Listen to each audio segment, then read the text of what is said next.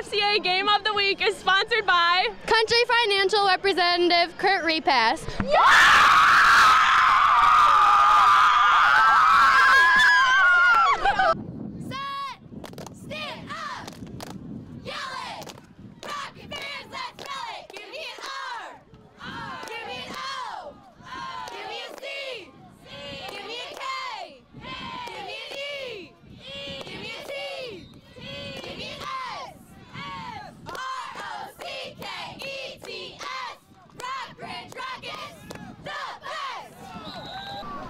There are plenty of storylines as the defending state champions Sterling Newman Comets come to Rockridge.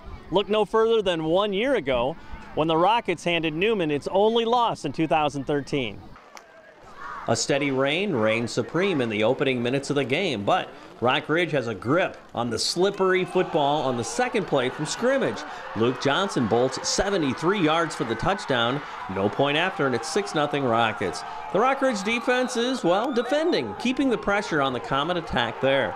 But later in the first quarter, a rude awakening for Newman as Brady Rude dashes 25 yards to the zone for 6 points. Make that 8 when Logan Whitman keeps it on the two-pointer, and the Comets lead 8-6. The Rockets keep going to Johnson play after play, and why not? 6 yards here. The workhorse continues to grind out yardage. He's in on 150 of Rockridge's 200 first-half total yards. 8 more yards with this second quarter pickup to the 8. Then Johnson under pressure, good poise, and a good touch. 10 yards to Nolan Stevens to put the Rockets in front, and they convert on the two-point try. Same combination, Johnson to Stevens with the good hands, and the Rockets lead 14-8 at the half. Third quarter, the Rockets firing on defense. Alex Harrison and Johnson team up for the tackle, but Newman keeps on punching. Rude bounces outside and rolls 35 yards for the touchdown. Now a flag is thrown for clipping, but it's ruled that the penalty was after Rude crossed the goal line, and it's tied at 14. Still in the third, Newman special teams coming up big on the punt return. Trevor Bolin is rolling. Excellent return to the Rockridge 14. And soon after, Newman has the lead as Whitman hits Dylan Heffelfinger from the 11. The two-point try fails, and it is 20-14. Newman, fourth quarter, crunch time. Johnson in the open field, sprinting into the end zone, but Rude catches him at the 13 after a 54-yard pickup. How big is that? Rockridge faces 4th and 5. Brandon Algrim delivers with the defense as the ball is turned over on downs. The Comets look to sustain a long drive to secure the win. Heffelfinger relentless on this third down conversion. Newman keeps the drive alive on 3rd and 16. Whitman bootlegs around the left end. A 30-yard pickup as the Comets can smell victory.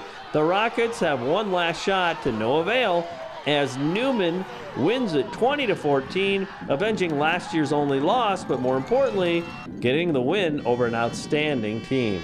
We all came out, played hard, just did our jobs, came out on top. What was the difference defensively from you guys, after halftime, you think? We made an adjustment, put another defensive lineman down, and I mean, we were all just being crazy out there, yelling a bunch of different things at them. Just meatball, rusty scissors, our scout team plays that we run on in practice just to get our offense thinking. So, I mean, they were thinking out there. Mm-hmm. How fulfilling of a win is this, given that it's the first week you went up against a really great opponent and a team that got you last year, too? Well, I mean, we knew what to expect. Same schedule as last year. We knew going in that Rockridge had our number. We were the underdogs today. How does this send you into week 2? You guys will break down some tape. Week 1 always reveals great things about teams that you can work on and some things to celebrate where you're at, too. I mean, we just got to come back stronger next week, play even harder, and just keep this thing going. We all kind of had that chip on our shoulder.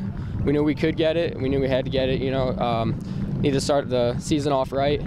And, first half was kind of shaky. The second half, we all got our minds right, changed of heart, and just got it done as a team. That was the biggest thing. And a real change of what you did adjustment-wise on the D-line. You put an extra guy down, right? Yeah, I mean, that's a shout-out to the coaching staff because, we're faced with that kind of stuff where the teams are just reading our defense real well, and we can't really make any, changes right there. So our coaches stepped in, and they had faith in us that we could take a new defense right away and do it the right way. So. Mm-hmm. You guys had to make a couple of big plays. One of them came on special teams on the punt return, and then the stop down there, they had 4th down, I think, inside the 10. So.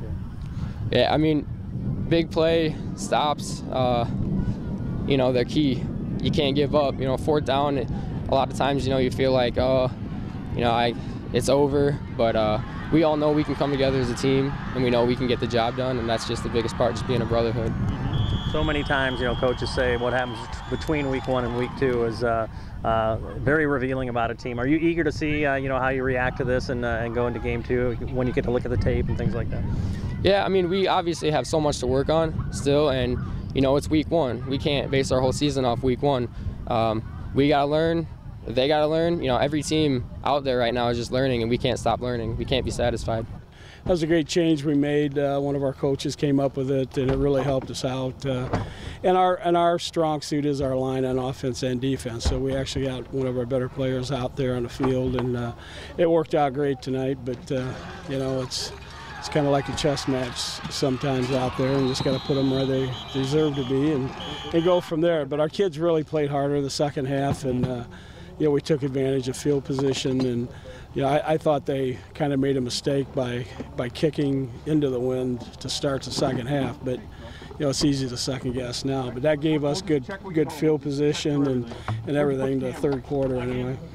Well, honestly, too, I mean, even like special teams, like you mentioned, to the team was huge. That punt return, you know, they got it down to about the 20 or whatever. Yep, that's there again. We played on a short field, and you know, that's what we have to do is try and play in a short field every opportunity we have. And you know, that was a great return by Trevor, and you know, he had some good blocking out there with him, which is the team thing we're trying to get you know, these kids accustomed to, and I thought they did a nice job with it.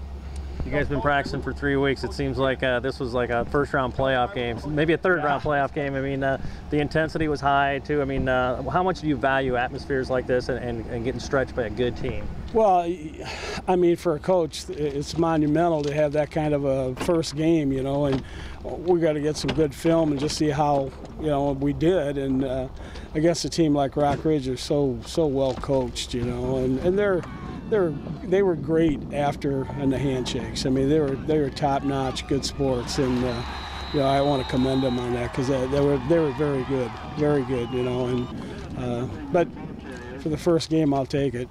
Amen. Well, coming off a state championship too, you know, to that first game, there's always a wonder whether you're a champion or went over last year too. I mean, were there some great questions answered for you tonight? You know, and just the fact that you're lining up against anybody else. Yeah, there were definitely some questions answered that, you know, we weren't sure of, but there's still some questions out there, you know, and you're going to have them after your first game. And so I've always said, you know, you need to improve more from your first game to your second game. So we're going to be looking for that this week, and you know, and as we go on. But from the first to second game, we expect to you know, to really improve a lot. So we hope to see that next weekend.